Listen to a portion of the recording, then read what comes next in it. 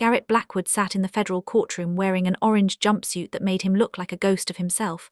His hands were shaking, not from fear, from the realization that every exit had been sealed, every lie had been exposed, every escape route had collapsed. The judge was about to say the words that would define the rest of his life, and he finally understood something he should have understood 6 months ago. He'd never actually owned anything. Not the house, not his future. Not even his own story.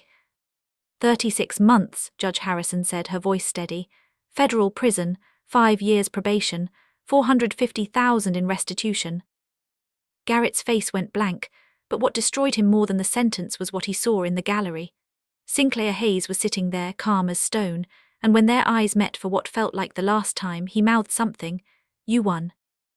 And she didn't smile, she didn't look triumphant, she just looked at him with this profound sadness and mouthed back, "I survived." That's the moment you need to understand what this story is actually about. Let me take you back, not to the beginning but to the moment before everything changed, because the question you're probably wondering right now is, how did a real estate developer who looked like he had it all end up in federal prison? And more importantly, what did his wife do to make sure he got there? The answer is more complicated and more satisfying than you might think. This story has 3 versions of the truth running at the same time, 3 different people losing and winning simultaneously, and you're not going to see it coming. His name was Garrett Blackwood, and he walked into a divorce settlement absolutely convinced he was going to destroy the woman who dared to leave him. It was a Tuesday morning in Savannah, Georgia. Garrett sat in his downtown office, 15th floor, floor-to-ceiling windows, everything leather and glass and money, and he was reviewing divorce papers with the kind of confidence that comes from never having lost anything he actually wanted. His lawyer, Marcus Thurston, sat across from him with a stack of documents, looking uncomfortable in the way lawyers look when they're about to deliver bad news that their client won't listen to. "The prenup is solid," Marcus said, "but she's going to fight you on the house." Garrett laughed, actually laughed. "Let her fight. I put $1.2 million into renovations on that place, and I have the proof. She gets half of that, maybe less." He pulled out his phone, showed Marcus a photo of Trinity Voss, 26 years old, Instagram influencer, currently in Garrett's bed and currently not his wife's problem anymore. "I'm already moved out. I'm already moving forward. She can have the memories, I'll take the equity." Marcus shuffled the papers. He did this thing where he looked at the deed to the house, Elderstone Manor, built in 1899, sitting on 2 acres of historic Savannah property, and he asked the question that Garrett would later realize should have terrified him. "Have you actually read the reversionary clause on the deed, the full deed restriction section?" Garrett waved his hand. "It's boilerplate, her family's old money stuff doesn't matter." It mattered. It mattered so much that when Marcus went home that night and actually read it, he called a property law professor he'd gone to school with and asked him a hypothetical question at midnight. "If your client signed a lease agreement for land," Marcus asked, but he believed he owned the land, and the lease agreement says that any unauthorized transfer of property results in reversion to the original trust, what happens in a divorce? The professor's voice went very quiet. "Your client doesn't own the land." Marcus knew in that moment that he was about to watch a man lose a house he never actually owned, and he couldn't tell him why because Garrett wouldn't listen. Sinclair Hayes was preparing for something else entirely. She was sitting in her family home, the house Garrett thought was his, in a study lined with books her ancestors had collected, and she was holding a leather-bound journal dated 1938. The handwriting belonged to her grandmother, the one person in her family who'd apparently known what was coming. "You need to understand something," her lawyer Vida Ramirez said. Vida was methodical. She built cases the way you build walls, 1 brick at a time, making sure every brick is solid. "This prenup your grandmother insisted you sign, this trust document she had you study before you married Garrett, this is armor." Sinclair's fingers traced the words in her grandmother's handwriting. "I thought I was just honoring family tradition. Signing a prenup felt cold, paranoid even, but Grandma said I needed to understand what I'd inherit before I married someone who might want to own it." Vida nodded. She'd read the journal, she'd read the documents, she knew what was about to happen. "When did you fund his startup?" $800,000, Sinclair said quietly. "My inheritance from my mother. He said it was a partnership, that we were building something together." And you introduced him to everyone in Savannah's elite. I did, I believed in him, I thought I was elevating him. Vida leaned forward. He was using you, and in about 72 hours we're going to prove that legally, and then we're going to show him exactly what happens when you mistake someone's patience for weakness. The courtroom in Charleston was exactly what you'd expect. Marble, wood paneling, the seal of South Carolina on the wall, and Judge Helena Crane, nicknamed the Hangman by everyone who'd ever had to face her, sitting elevated above everyone else like a woman who'd already heard every lie humanity could invent. Garrett walked in with his lawyer, looking sharp in a $4,000 suit. Marcus was beside him, already reading the documents one more time, panic rising in his chest like water in a drowning man's lungs. Your Honor, Marcus began, the defendant has made substantial financial contributions to the property in question. We're arguing that those improvements, valued at approximately $1.2 million, constitute a community property interest that should be divided in the defendant's favor. Judge Crane was already looking at Sinclair's lawyer, Vida Ramirez, who stood with the kind of stillness that comes from absolute certainty. Your Honor, Vida said, before we discuss division of assets, we need to establish what assets actually exist to divide. And then she introduced Exhibit A, the original land grant, from 1922. It was a document that looked old the way really old documents look, careful handwriting, official seals, and legal language that had been sitting in Sinclair's family safe for 100 years, waiting for a moment like this. This land, Vida said, was placed in perpetual trust by the Hayes family in 1922. The trust stipulates that the land itself, not the structures on it, but the land, remains the property of Hayes family descendants in perpetuity. Judge Crane looked at Garrett. She wasn't angry. That was the thing that made it worse. She was just looking at him like he was a problem she'd seen 1,000 times before. Exhibit B, Vida continued, holding up the deed that Garrett had signed without reading. And right there in black and white was a clause that said, in the event of unauthorized transfer, separation, or dissolution of marriage, ownership of all improvements shall revert to the trustee. The land remains perpetual property of the Hayes family trust. The courtroom went very still. Marcus's mouth actually fell open. Judge Crane looked directly at Marcus. Counselor, did your client actually read this document before signing? Marcus couldn't answer. He didn't know, because Garrett hadn't read it and Marcus hadn't made him. The land under Elderstone Manor, Vida explained, her voice carrying the weight of 100 years of family strategy, was never sold outright. It was leased. The structures, the house, the renovations, everything Mr. Blackwood improved can change hands, but the land itself belongs to the Hayes family trust, and according to this clause, in the event of a divorce, the house reverts to the trust. Judge Crane set down the documents. Is Ms. Hayes the sole surviving trustee of this trust? She is, Your Honor. Then, according to this document, Ms. Hayes is the owner of the land, and any improvements made to it, without her explicit consent, become her property upon dissolution of the marriage. She looked at Garrett. The court will recess. I suggest you and your counsel reassess your position. In the courthouse bathroom, Garrett threw up. Not vomited, threw up, like his body knew something his brain couldn't accept yet. Marcus was standing outside the stall holding the deed, staring at the words he should have made Garrett read. The land doesn't belong to you, Marcus said. It never did. You were essentially renting, and you didn't know it. Garrett came out, his face completely white. That's impossible. I own that house. I renovated it. You improved someone else's property, Marcus said, and according to this clause, those improvements become her property when the marriage ends. They stood there, two grown men, understanding that the entire strategy had just collapsed like a house of cards. Except it wasn't a house of cards. It was something worse. It was a man who'd built his entire life on a property he never owned, believing in the fiction so completely that he'd never bothered to check if the fiction was real. Find loopholes, Garrett said. His voice was different now, smaller. Emotional abandonment, unjust enrichment, bad faith dealing, find something. Marcus looked at him and then he looked at the deed again. Garrett, there's another problem. What?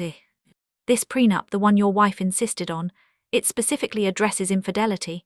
And Trinity, your girlfriend, she's documented. Texts, Instagram posts, hotels. And the prenup says that in the event of infidelity, the property becomes the sole possession of the trustee.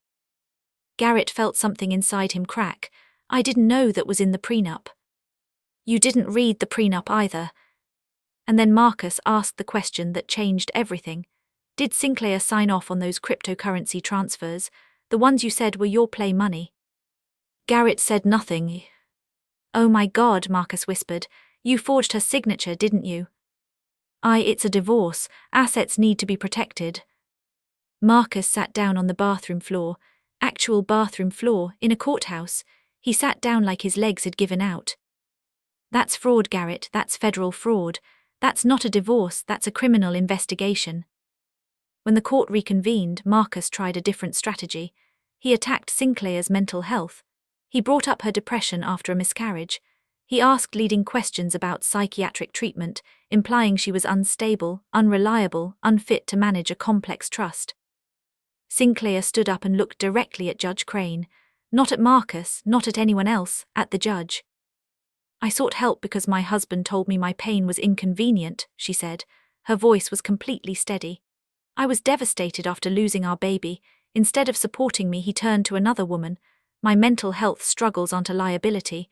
They're evidence of my humanity. And I recovered. I rebuilt myself. And that took a kind of strength he'll never understand. She pulled out papers, her therapy notes released with her permission, and continued.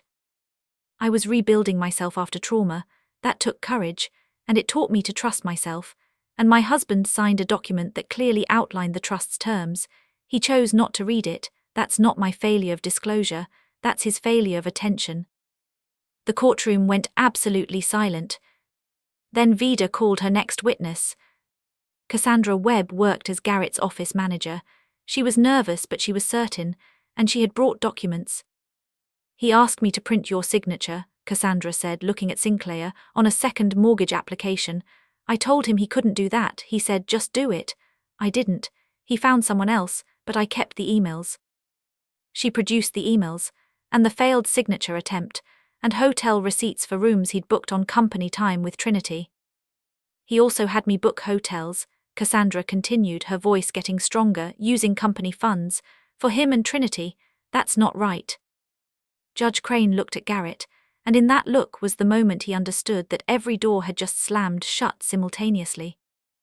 I find in favor of Ms. Hayes, Judge Crane said. The Hayes Family Trust is the legitimate owner of the land under Elderstone Manor. Ms. Hayes is the sole surviving trustee. Mr. Blackwood is ordered to vacate the premises within 48 hours, taking only personal belongings. All assets are frozen pending investigation by federal authorities. The property is transferred to Ms. Hayes, who declines alimony and seeks only the reclamation of her land. Security walked him out. As he passed Sinclair, their eyes met for just a moment, and something happened that Garrett would replay in his mind for the rest of his life. He whispered, "You planned this." And Sinclair, sitting there calm as stone, whispered back, "No, Garrett, my grandmother did, I just trusted her." The news hit the internet like a bomb. A YouTube journalist caught him outside the courthouse looking devastated, trying to explain that it was all a misunderstanding, and the video went viral within hours. Estate Fraud Bro started trending on TikTok. Then people started digging.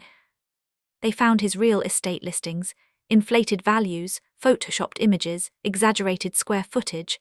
They found a lifestyle blog he'd written in 2019 called Master Your Assets, Financial Domination in Modern Marriage. They found a podcast where he talked about maintaining dominance over your spouse's finances.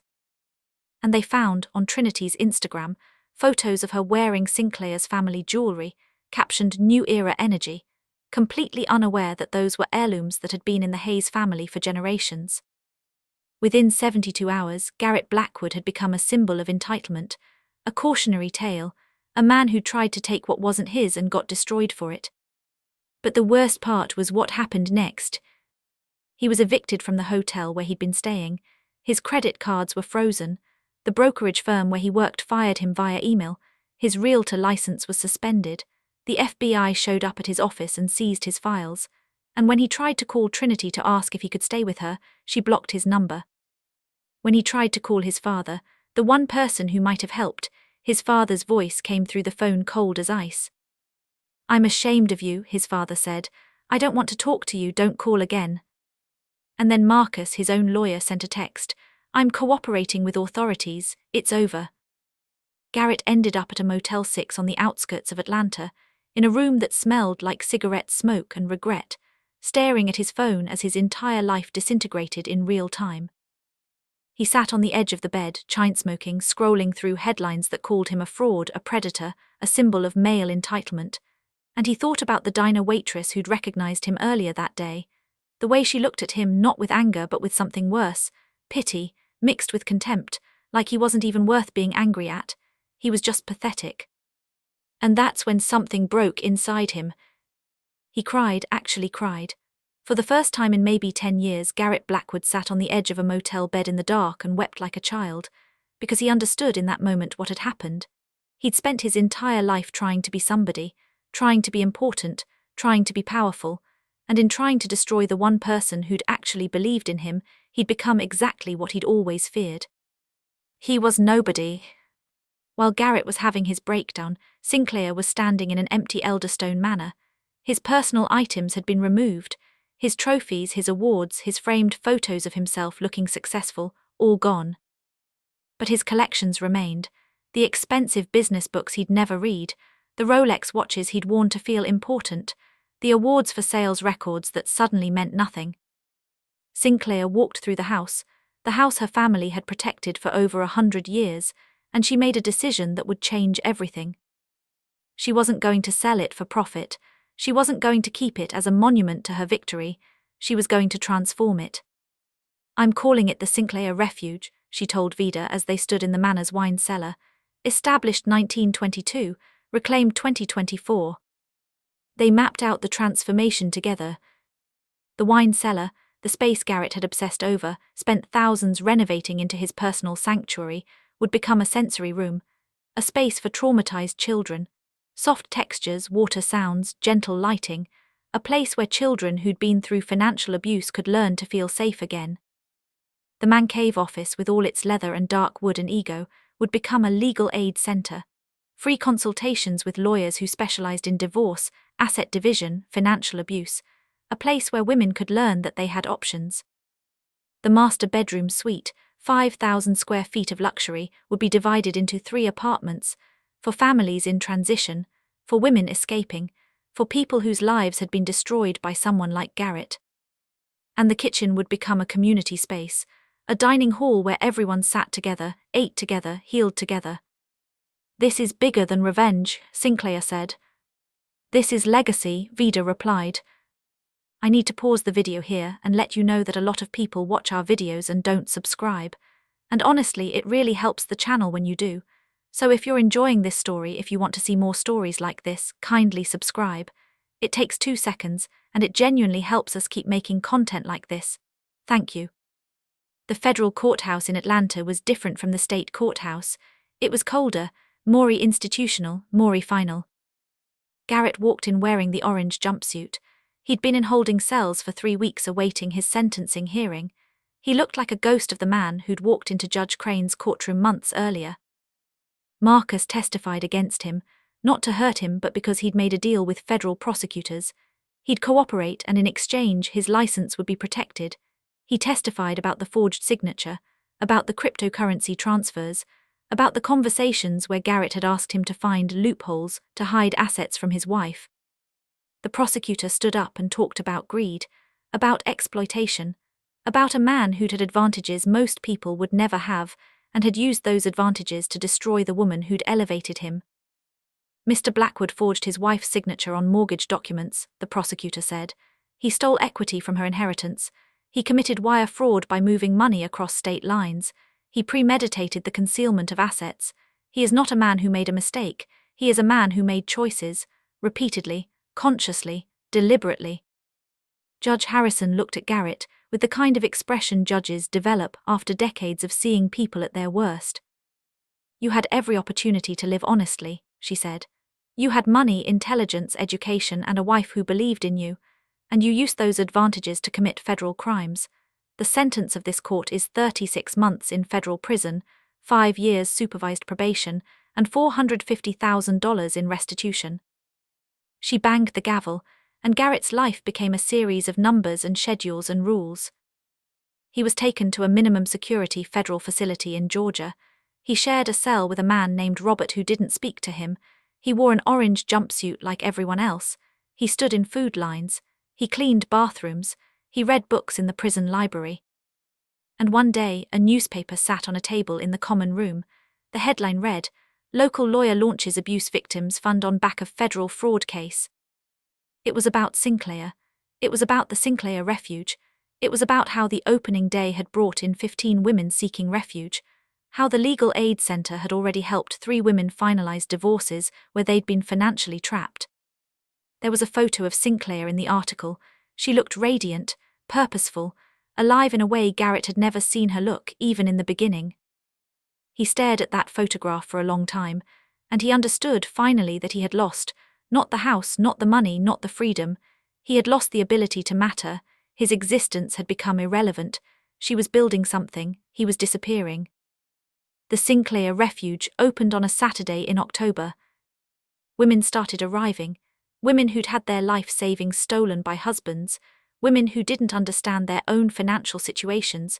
Women who'd lost everything and had nowhere else to turn. One woman arrived with her 2 children. She was shaking. She didn't know what to do. She didn't know where to go. She'd been married for 12 years and had no idea that she had any rights at all. Sinclair sat down across from her and took her hand. "You're safe here," Sinclair said. "We're going to help you understand your options. You're not alone. You were never alone." And the woman, whose name was Elena, started to cry. Because for the first time since her husband had told her she was too stupid to handle money, someone was telling her that she wasn't, that she was smart, that she could understand, that she could survive. In the sensory room, children were learning to feel safe. They were touching soft textures. They were listening to water sounds. They were learning that their bodies could relax, that silence wasn't always dangerous. In the legal aid office, a lawyer named Sarah was explaining asset division to a woman named Marcus. Yes, like Garrett's lawyer, but different everything else. Sarah was explaining how prenups work, how trusts work, how to protect yourself before you say, "I do." And upstairs, in what used to be Garrett's master bedroom, a mother and her daughter were unpacking a suitcase containing everything they owned. Sinclair gave a speech at the opening. She stood in the foyer of Elderstone Manor, in front of her grandmother's portrait, and she spoke to the gathered crowd. "This house was built on land my family protected for over a century," she said. "For a time, someone tried to claim it as a monument to himself, but houses aren't meant to be monuments. They're meant to be homes, and homes are meant to shelter people. That's what we're doing here. We're creating shelter. We're creating safety. We're creating a space where women can understand that they have value that has nothing to do with what anyone else tells them they're worth." She unveiled the plaque. The Sinclair Refuge, established 1922, reclaimed 2024, a space for women reclaiming their lives. And there were tears in the crowd, because people understood that they were witnessing something bigger than a house being repurposed. They were witnessing a woman who'd been destroyed by betrayal, transforming that destruction into something that could protect others. That same night, Sinclair sat in her grandmother's chair. The leather had worn smooth over decades. The wood had darkened with age. It was a chair that had held her grandmother while she protected her family's legacy, a chair that had held her mother, and now it held her. She opened the leather-bound journal. Her grandmother's handwriting was still clear, still certain. "Some men will try to take what we've built. They will see our strength as weakness, our inheritance as opportunity. But land remembers who tended it first, and the law remembers what was written. Trust in both." Sinclair closed the journal and looked out the window. The Sinclair Refuge was quiet now. The women were sleeping. The children were safe. The world outside didn't know yet what was building here, but it would. It would take time, but it would. And she thought about Garrett, not with anger, not with vindication, with something sadder, with the understanding that he'd had a chance to be part of something beautiful and he'd chosen to destroy instead. A knock on the door brought her back. Elena, the woman who'd arrived that morning, was standing there with her daughter. "I'm sorry to bother you," Elena said, "but I just wanted to say thank you. We felt safe for the first time in years, and I wanted her to see the house before bed. I wanted her to understand that there are places like this, that people like you exist." Sinclair stood up and opened her arms. Elena walked into them, and her daughter wrapped her small arms around both of them. "You're not a bother," Sinclair said. "You're the reason this place exists, Come sit with me for a minute." They sat in her grandmother's chair together, 3 people, different ages, different backgrounds, but all understanding the same thing. That betrayal can be survived, that loss can become purpose, that sometimes the greatest victory isn't defeating someone, it's becoming someone better than they could ever destroy. Comment below where you're watching from. I know we have people watching from all over, and I'd love to know where you are in the world right now. Let me know in the comments, and maybe we'll feature you in the next video. Garrett's life in federal prison became a study in irrelevance. He woke up when the guards told him to wake up. He ate what they gave him to eat. He worked in the prison library because he had a degree and could read. He slept when they told him to sleep. He watched other inmates bond over cards and memories and plans for when they got out. But nobody talked to him. Nobody wanted anything from him. Nobody cared that he'd once owned a real estate development company. He was simply gone, not dead but absent in the way people become when they stop mattering to anyone. One evening, a younger inmate asked him what he was in for. Garrett told him about the forged signature, about the cryptocurrency theft, about the wife he'd underestimated, and the grandmother he'd never met who'd protected her daughter's legacy better than Garrett had ever protected anything in his life. The younger inmate listened, and then he said something that stuck with Garrett. "Dude, at least you destroyed something. You took something from someone. That's a kind of power, I guess, but look at you now, you're nothing. And that woman, she's building, she's creating, she's making something exist. What are you doing? What's your legacy? You're a cautionary tale." And the worst part was he was right. This story could end with Garrett's realization, with him understanding too late that his entire life had been built on sand, that his entitlement had blinded him to the actual strength of the people around him. But that's not really where the story ends. The story ends with Sinclair. Because while Garrett was becoming irrelevant, Sinclair was becoming essential. The Sinclair Refuge expanded. They bought the house next door and added 20 more beds. They hired therapists and financial advisors and lawyers. They started teaching classes on financial literacy to high school students. They created a mentorship program where women who'd survived financial abuse could teach other women how to recognize the signs before it was too late. Vida brought a young lawyer named Sarah, the same Sarah who'd been giving free consultations, and told her that Sinclair wanted to create a full fellowship program, women lawyers helping women escape. And Sinclair stood in that foyer, looking at the portrait of her grandmother, and she understood something that Garrett never would. Power isn't about taking, it's about building. Justice isn't about destroying, it's about creating the conditions where people can be safe. Legacy isn't about monuments, it's about roots, deep roots that can hold you when the storms come. Because the storms will come, they always do, but if your roots are deep enough, if they're planted in love instead of greed, in service instead of domination, in truth instead of lies, then nothing can uproot you. Nothing can destroy you. Nothing can make you irrelevant because your work will outlast your life. Garrett's life sentence was 36 months, Sinclair's had just begun. And that's the story of how a man's arrogance destroyed him, and how a woman's patience built something that will protect thousands. That's the story of how documents matter more than confidence, how history matters more than greed, and how the greatest victory isn't defeating your enemy. It's transcending them. It's becoming someone so much bigger than the people who tried to destroy you that their destruction doesn't even touch you. It's about understanding that justice isn't always swift. Sometimes it takes time, but roots, real roots, are patient. They grow deeper with time, and when the storms come, they hold. If this story resonated with you, if you found yourself thinking about what it means to build versus destroy, what it means to take your power back, what it means to transform pain into purpose, then please subscribe. Because we tell stories about real people, real consequences, and real transformations, and we'd love to have you join us on that journey. Thank you for watching.